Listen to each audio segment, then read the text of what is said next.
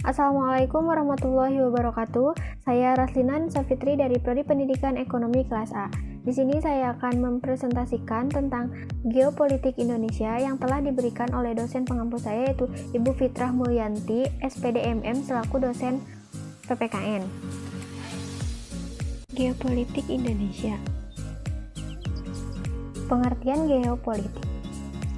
Geopolitik adalah istilah yang berasal dari kata geo dan politik.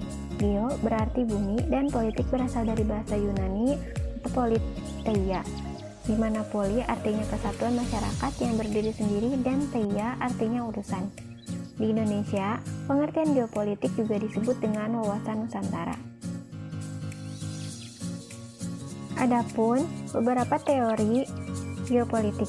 Yang ke-1 yaitu teori geopolitik menurut Friedrich Ratzel, atau disebut dengan teori ruang, menyebutkan bahwa pertumbuhan negara mirip dengan pertumbuhan organisme yang memerlukan ruang hidup, cukup agar dapat tumbuh dengan subur melalui proses lahir, tumbuh, berkembang, mempertahankan hidup, menyusut, dan mati. Kekuatan suatu negara harus mampu mewadahi pertumbuhannya. Suatu bangsa dalam mempertahankan kelangsungan hidupnya tidak terlepas dari hukum alam, di mana hanya bangsa yang unggul saja yang dapat bertahan hidup. Apabila ruang hidup negara sudah tidak dapat memenuhi keperluan, ruang itu dapat diperluas dengan mengubah batas-batas negara baik secara damai maupun melalui jalan kekerasan atau perang.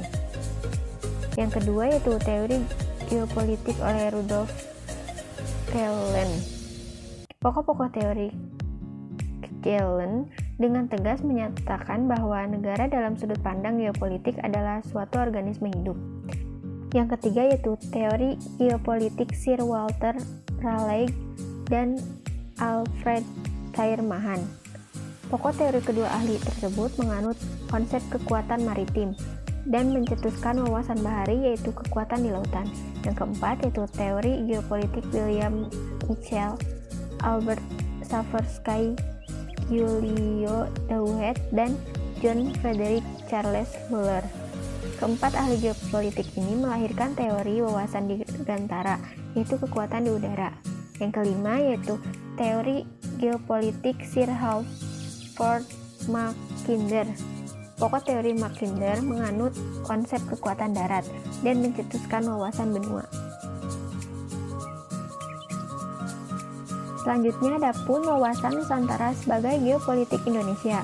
Wawasan Nusantara adalah geopolitik Indonesia yang diberi pengertian sebagai cara pandang dan sikap bangsa Indonesia mengenai diri dan lingkungannya yang serba beragam dan bernilai strategis dengan mengutamakan persatuan dan kesatuan wilayah dan tetap menghargai serta menghormati kebinekaan dalam setiap aspek kehidupan nasional untuk mencapai tujuan nasional. Adapun latar belakang wawasan Nusantara sebagai geopolitik Indonesia.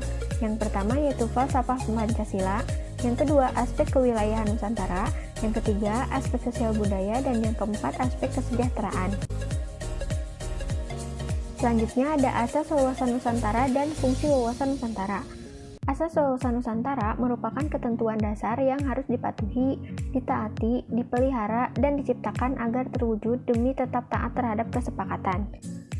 Dan fungsi wawasan Nusantara berfungsi sebagai dorongan, motivasi, serta rambu-rambu dalam menentukan segala kebijaksanaan. Adapun tujuan wawasan Nusantara. Wawasan Nusantara bertujuan mewujudkan nasionalisme yang tinggi di segala aspek kehidupan rakyat Indonesia yang lebih mengutamakan kepentingan nasional. Ada 3 unsur-unsur dasar wawasan Nusantara, yaitu 1. Wadah, 2. Isi, dan 3. Tata laku. Selanjutnya, arah dan sasaran wawasan Nusantara yaitu ada 2. Yang satu arah pandangan ke dalam dan yang kedua arah pandangan keluar. Selanjutnya, implementasi wawasan Nusantara dibagi 4, yaitu implementasi dalam kehidupan politik, implementasi dalam kehidupan ekonomi, implementasi dalam kehidupan sosial, dan implementasi dalam kehidupan pertahanan dan keamanan. Selanjutnya yang terakhir yaitu ada tantangan implementasi. Ada 4, yaitu 1. Pemberdayaan masyarakat, 2. Globalisasi, 3. Era baru kapitalisme, dan 4. Kesadaran warga. Sekian yang dapat saya sampaikan tentang geopolitik Indonesia. Kurang lebihnya mohon maaf. Wassalamualaikum warahmatullahi wabarakatuh.